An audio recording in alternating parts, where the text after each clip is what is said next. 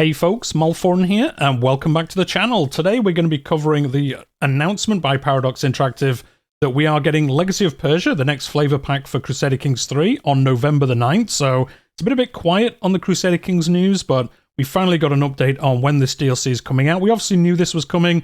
We knew it was going to be a flavor pack, but there is an accompanying dev diary 136, our vision for Persia, which we're also going to be going through today, which kind of lays out the main pillars of what's coming in the DLC. If you've played Fate of Iberia, it's very similar size-wise to that from what we've seen so far, but it's not just Persia. We've got clan reworks, we've got some religious reworks as well. So there's a little bit for everyone, even if you don't primarily want to play in Persia, but it's getting a nice upgrade, so I think you definitely will want to once it actually comes out. As always, we're going to go through the dev diary. We're going to talk about it in the comments down below. So if you're new here, if you subscribe, I'll also be covering all the dev diaries up to launch. They already mentioned in here they are going to be covering like the clan rework and things like that in detail in future dev diaries. But on that note, we're just going to get straight into it. But do like the video if you do enjoy your time here today. So yeah, here we go. Dev Diary 136, greetings, it is time to dive into the upcoming flavor pack, Legacy of Persia, and this is going to give us a brief overview of why and what the flavor pack will have. The region is rich and full of vibrant history, which I think is why a lot of people have been wanting this flavor pack and been kind of waiting for Paradox to upgrade it quite a bit. There's some cool mods that play in this area, and there's some Seljuk invasion mods as well, which they are going to cover as well. We are getting a bit of a Seljuk invasion part as well, so there's a lot of cool content in that area, and we finally get to see that come into the game itself. Persia lies at the crossroads of the world, with a multitude of external influences combined with strong local traditions. Naturally, their focus has been on the Persia region itself, but as I said before, they are going to be doing a clan government rework as part of this, and it's looking really cool actually. I'm liking how it's looking so far, and obviously you're going to experience that even if you're not playing in this area. But let's get straight into it. So why Persia? I'm not going to read through all of this. They're basically just saying a lot of people enjoy Persia. It's one of the top 10 locations played outside of Europe. A lot of people say, like, why is a lot of the content focused on Europe? It's because like 90% of the campaigns played in the game are based in Europe. Now, that's a bit of a, what, chicken and the egg or whatever situation? Are they mostly played there because that's where all the content is? Or do people play there so they make content to play there? It could go either way. I think if they fleshed it out elsewhere in the world, it would be a little bit less skewed. But we are going to start seeing that with this DLC, and hopefully next year's set of DLC, again, focuses outside of Europe. But anyway, we're here for Persia today, and there's a lot to get to. So outside of just the player data from people playing the game, it's also just such an interesting place in the world at this time of the game. In the 867 start, the Abbasid Caliphate is reeling from the anarchy of Samarra, a moment in history where many caliphs fell victim to a deadly power struggle, while insurrectionists raged up and down the Tigris and the Euphrates, such as the Khazanites and Zanj rebellions. I apologize if I butchered them, I probably have, as always. Meanwhile, in the east, Iranian rulers rose to challenge the Abbasid authority. This time period, known as the Iranian intermezzo, which is actually coming to the game as a struggle, which they're going to cover later on. So we're getting another official in-game struggle in this area, which is nice to see. This one looks like it's going to run a little bit faster than the Iberian one, which is kind of good, I think. I think the Iberian one kind of drags on a while, and you kind of forget about it most of the time, but there's going to be a new one, but we're going to cover that later in the video. And then about a century after the start date, the Iranian Dalamite came to power, subjugating the Abbasid Caliphate. This Iranian comeback is then cut short by the Seljuk invasion, as I mentioned before. A dynasty of Turkic warrior nomads take over Persia and the Levant, submitting both Arabs and Iranians to their rule. Further to the east, the Ghaznavids defeat the Samanids, cementing the end of the Iranian intermezzo and leading to the state of Persia we see in the 1066 start. So obviously this is going to have content for the 867 start and the 1066 start, but I think as you can see already here, to get the most out of it, it looks like the 867 start is where you're going to get the most out of it. And to be honest, that's the start I play most. Let me know what you think in the comments down below, but I generally play in the 867 start. I think it's more interesting.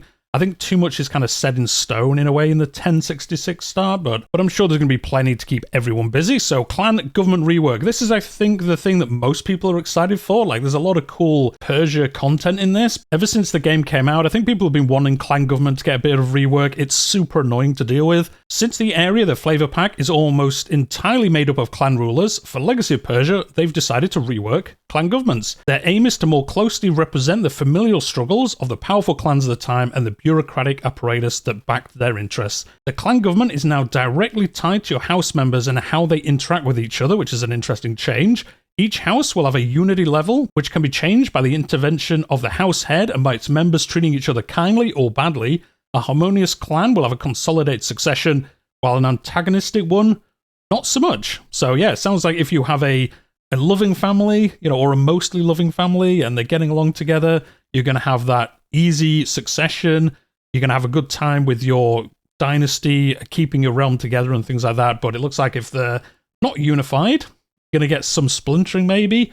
It's going to be interesting. They are going to cover this in a future dev diary, which we'll get to in a second. So we will get some more information about exactly how this is going to work. Clan rulers employ a office of bureaucrats, their tax collectors, to levy troops and coins from their vassals. The competence of a tax collector will dictate how much they manage to extract from the vassals they are assigned to. So initially I thought this was going to be a court position or maybe a council position in a kind of cool rework of that for this area. But from what we've read here, I think you actually assign certain vassals to each one of these. So I'm not sure how it's going to work. I guess we're going to get a different UI for it. As I've already said, they are going to cover this in a future dev diary, so we'll know for sure then, but it does sound like this is going to be maybe a totally new mechanic, or it's going to be something like that, because as they go into now, tax collectors manage a jurisdiction with an associated tax decree. For example, you might want to place all your non-Muslim vassals in a jurisdiction with a Jizra decree and maximize your gold income. So that sounds like you can literally put different vassals under these different tax collectors, and it's not just like one position and it just affects everything. It looks like you literally like pick and choose who is kind of managing who with the tax collecting. So it's going to be interesting to see exactly how that works. Maybe you just kind of like paint the map a little bit and say, you control this bit, you control this other bit, you're doing this bit down here. Like I say, though, we will find out in a future dev diary in the next week or two, I would imagine. And then next, they're going to go on to Iranian heritage culture. So the changes that are coming to the Persian area on the map. And in 867, this is how the map is going to look from now on. This is how the cultures begin. You can see the struggle icon here, which they are going to cover later, but they did mention at the top. And obviously, as you can see as well, irrigation experts. I believe this is a new tradition. They're going to go into it as well down here. So Persia and its surrounding areas are populated by a variety of different Iranian heritage cultures. If you've played in this area, you'll know that is the case. There's a lot of like small cultures here that most of them are Iranian based. We strive to give each one of them an original combination of cultural traditions that allows for a variety of new playstyles. The Kurds with their hard-to-convert culture and mountain cavalry, the Delamites with their two-pronged spear-wielding mercenaries, and so on. Two-pronged spear-wielding mercenaries. I like the sound of those.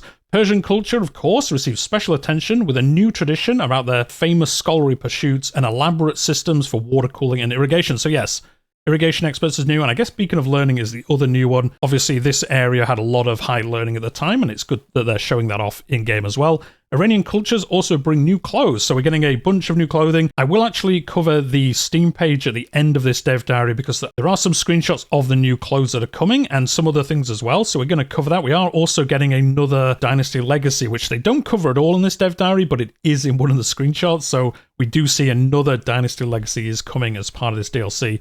And yeah, just a nice cover here of what is going to be changing culture-wise. There was already a lot going on in this area, but it's cool to see them flesh it out even more than we've already seen. And then next we're going on to Islam and Zoroastrianism. Definitely going to butcher that pronunciation, I do apologize. In Crusader Kings 3, start date 867, Islam has been the dominant religion of the upper classes in Persia for over a century. Still, Zoroastrian practices are still very much alive and widespread in the peasantry. They've done a general pass on the religion in the region, adjusting provinces and characters to be more accurate historical representation. Tenets and doctrines of both religions have received some adjustments and tweaks, which is cool to see. It'll be interesting to see exactly how they have changed. And then Jizra, for example, has been moved to a tax jurisdiction type unlocked for Muslim clan rulers. Both religions receive new decisions and events to flesh them out some more. They're also strongly tied to the struggle system in the region, which they're going to cover in a second, the new one that I mentioned. So we're going to get a little rework of both religions, which is nice, a little bonus that affects elsewhere on the map, but is kind of focused mainly around here. But it is obviously, if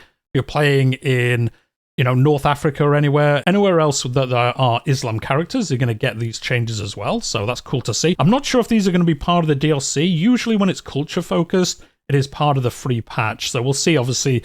I would imagine they'll cover that later on as well. But so yeah, they're going to go on to the new struggle, which is the Iranian intermezzo. And as you can see from this screenshot, it looks very much obviously like the Iberian one, but it is going to work differently. So the Sunni Caliphate dies violently. Yearly drift when the Sunni Caliphate or the Arabian Empire are destroyed. the holder of the Sunni Caliphate or the Arabian Empire loses a civil war, the Sunni Caliphate dies naturally, the holder of the Sunni Caliphate or the Arabian Empire accepts a faction demand. So that is how you get it kind of moving one way, and they are going to go into the actual mechanics of it in a second. So here we go, a new struggle. The Iranian intermezzo. With Legacy of Persia, we are bringing a new struggle. This struggle seeks to represent the historical dissolution of the Caliph's authority over Persia and the ascension of a new powerful Iranian rulers in the 9th and 10th centuries. It also reflects a shorter historical period when compared to Fate of Iberia, so it will be briefer and more intense, which, as I said at the beginning, I think is kind of good. The Fate of Iberia one, it's kind of fun, but it does drag on for so long. It's actually really hard to finish it sometimes. So I do like that this one is a bit more of a short struggle and you kind of get through it and then you carry on with your campaign as normal. So yeah, I do like that change for this one. Unlike Fate of Iberia, participant characters are divided into clear factions. The Caliphate supporters against the detractors. A lot of new interactions are unlocked by this dynamic, such as convincing a character to switch sides, sponsoring Turkic invasions against supporters, which I know will make a lot of people happy. I always see the comment on other dev diaries and things like that, people saying like, oh, when are the Turkics going to get some change? When are we going to see some kind of invasions that happen around that area? And here we go. This is what's going to be coming. Or you can wage war to install Caliphate supporters, which again, is a cool little to and fro. I think it'll be more interactive than, again, the Fate of Iberia one that a lot of the times feels like it's almost on autopilot. It's kind of hard to direct it one way or the other very, like, strongly. Let me know if you think otherwise, but I always find it kind of feels like it's on autopilot, whereas this one, it looks like you can do a lot of different things to mix it up. And as they said further up, there's going to be a lot of decisions and events to kind of flesh out this area as well, so I imagine a lot of those will kind of push things one way or the other, depending on which side you're on, or if you're just causing mischief there, I would imagine the same thing will apply.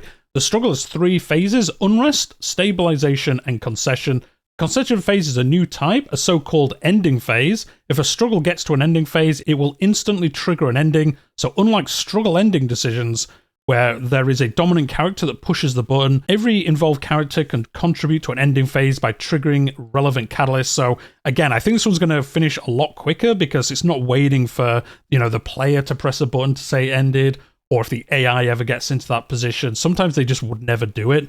And it looks like here it's just instantly triggering, so there's no way to like prevent it from happening. If one of the sides gets to the point where they can trigger it, it just happens. Which again, I think is a good change. I kind of feel like they should go back and change the old one, but I guess it kind of works that way already, so they probably don't want to go back and change the Fate of Iberia one. We have designed 4 struggle endings, 3 as decisions, 1 as an ending phase, as they just mentioned, which can be pursued in different ways depending on the personal perspective of your character. Will the Caliph be able to re-establish their power in the region? Will a powerful Shia ruler overtake the Sunni and create a new caliphate?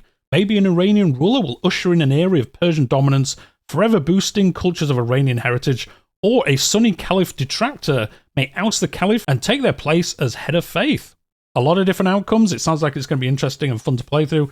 In the Iranian intermezzo struggle, we went for a more nuanced, gradual approach, while the endings are subdivided into options that have different effects according to a character's culture, religion, and whether they are a supporter or a detractor faction. I like it. It's cool they're bringing the struggle mechanic back in a different area. They did say that at the time when it first got put into the game. They built it in a way where they can like plug it into different areas of the map. But I like how they've kind of like iterated on it a little bit, changed it up.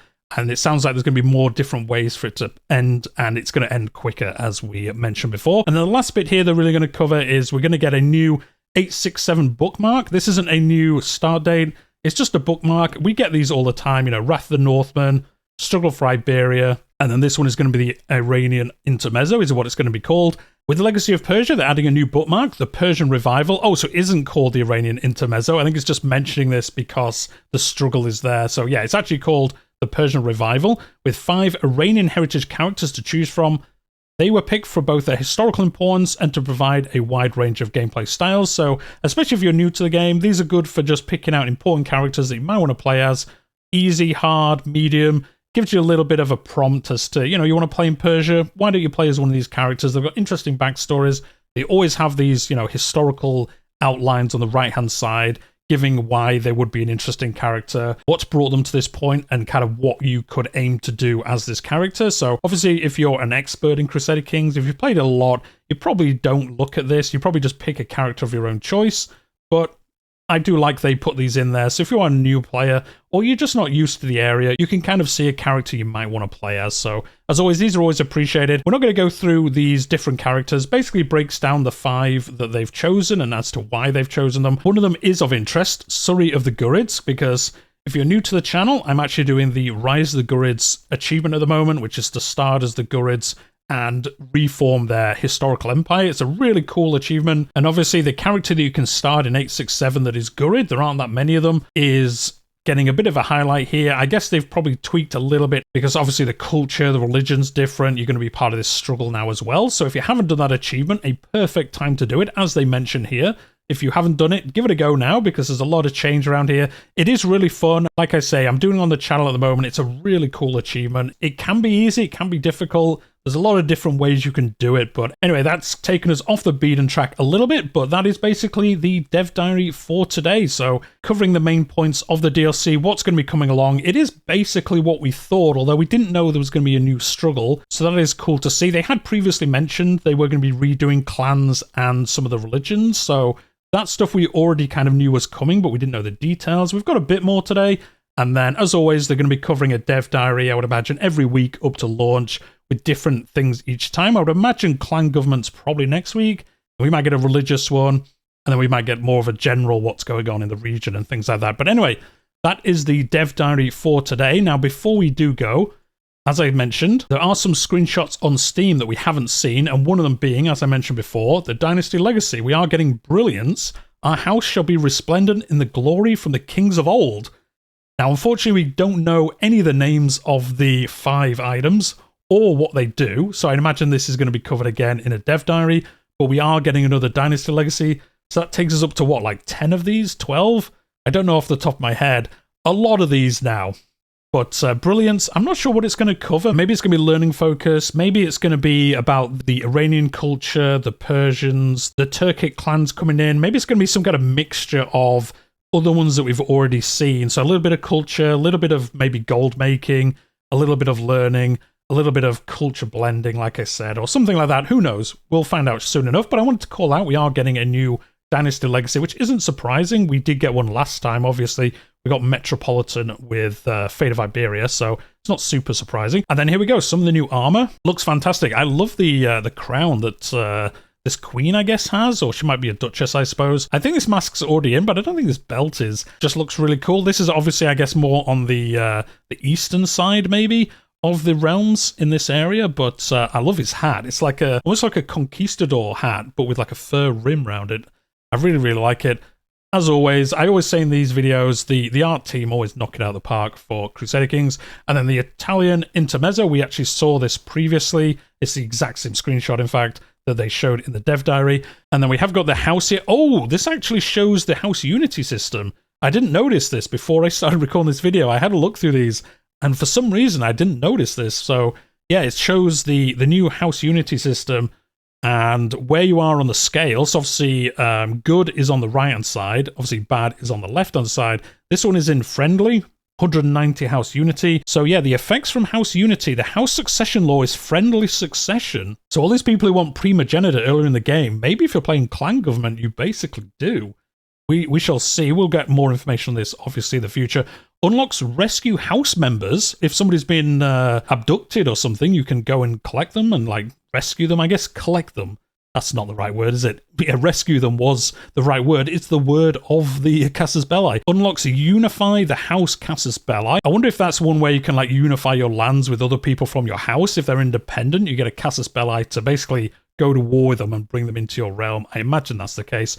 Rulers cannot use the invasion Casus Belli. So with it saying cannot use, I wonder if it's in the, the bad side and the left-hand side. I wonder if you can use the invasion Casus Belli. Or I wonder if it's just saying you're so unified, you're so chill that you wouldn't use the invasion Casus Belli anyway. So that's why. House vassals are less likely to create factions. That is really good. Obviously, if you're playing a clan government, having house vassals not create factions is a good thing. Unlocks rescue house members Casus Belli. Isn't that already mentioned? Yes, it is. So that one's in there twice at the moment, so I guess that's a mistake. And then we've got some decisions specific to this. Now, I guess these are different depending on what tier you're in. So these are in friendly. I imagine they'd change. Or maybe they're just blocked out because they're not at these different tiers. But anyway, there's send bailiffs.